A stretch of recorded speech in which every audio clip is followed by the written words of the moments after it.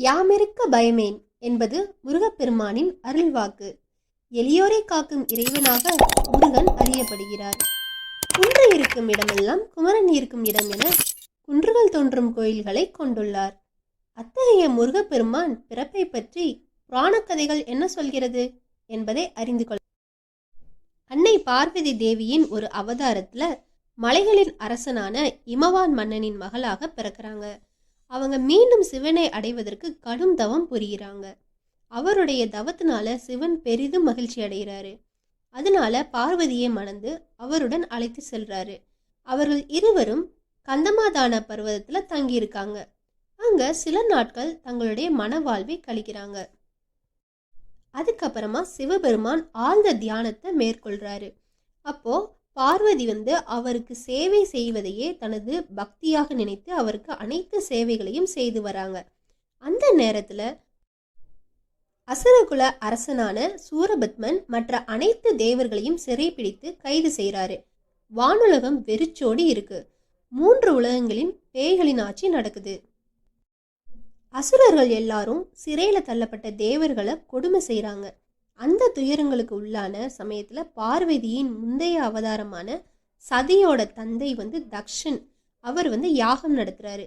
அதற்கு பார்வதியை கூப்பிடுறாரு. ஆனா சிவபெருமான அவரு அழைக்கல.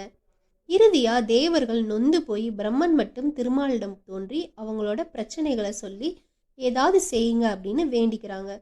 அசுரர்களுக்கு கிடைத்த அற்புத வரத்தின் காரணமா அவர்களை சிவபெருமான் சக்தியை தவிர வேறு எந்த சக்தியாலும் அழிக்க முடியாது அப்படின்னு அவங்க கிட்ட பரிந்துரைக்கிறாங்க. அதனால சிவபெருமானும் பார்வதி அம்மையும் ஒரு குழந்தையை பெற்றே எடுத்தே ஆகணும் அப்படிங்கிற ஒரு முடிவுக்கு எல்லாருமே வராங்க. சிவபெருமான் தியானத்துல இருக்கிறதுனால பார்வதி மீது ஈர்ப்பை ஏற்படுத்த வேண்டிய தேவை இருந்தது. அதனால ஒரு விசித்திரமான யோசனையை நடைமுறைப்படுத்த எல்லாருமே முனைகிறாங்க. காதலின் கடவுளான மன்மதனை அணுகி சிவபெருமானின் கவனத்தை அவருக்கு சேவை செய்து கொண்டிருக்கும் பார்வதியின் மீது காம பார்வையாக விழ வைக்க வேண்டும் அப்படிங்கிறது தான் அவங்களோட கோரிக்கை. மன்மதனும் அவங்களோட கோரிக்கையை ஏற்றுக்கிட்டு கந்தமாதான பர்வதத்திற்கு போறாரு. அங்க அவர் தன்னோட வில்லிலிருந்து காதலை தூண்டும் அம்புகளை சிவபெருமானை நோக்கி எய்கிறாரு. அவை தனது தவத்திற்கு ஏற்பட்ட தொந்தரவா கருதி கோபமடைந்த சிவன் தன்னோட 3வது கண்ணை திறக்கிறாரு. அதனால வெளியில வந்த தீப்பிழம்புகள் மன்மதனை சாம்பலா பொசுக்கிறது.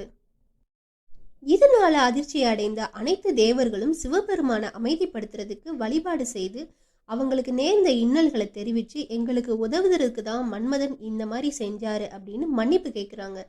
இதனால சிவபெருமான் மனம் இறங்கி மன்மதன் யார் கண்ணுக்கும் தெரியாமல் இருப்பார் என்ற சாபத்துடன் மன்மதனுக்கு உயிர் கொடுக்கிறாரு. மன்மதனை எரித்த அந்த 6 தீப்பொறிகள் சரவண பொய்கைக்கு அக்னி பகவானால் கொண்டு செல்லப்படுது.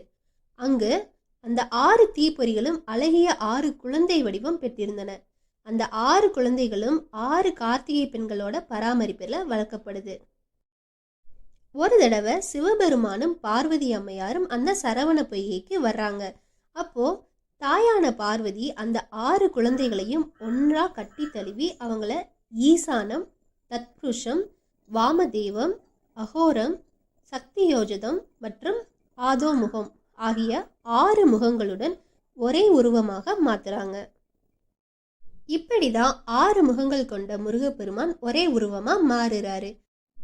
அத்தகைய முருகப்பெருமான் பக்தர்களால் சண்முகன், முருகன், சுப்பிரமணியன், கந்தன், கார்த்திகேயன் மற்றும் இன்னும் பல பெயர்களில் அழைக்கப்படுகிறார்.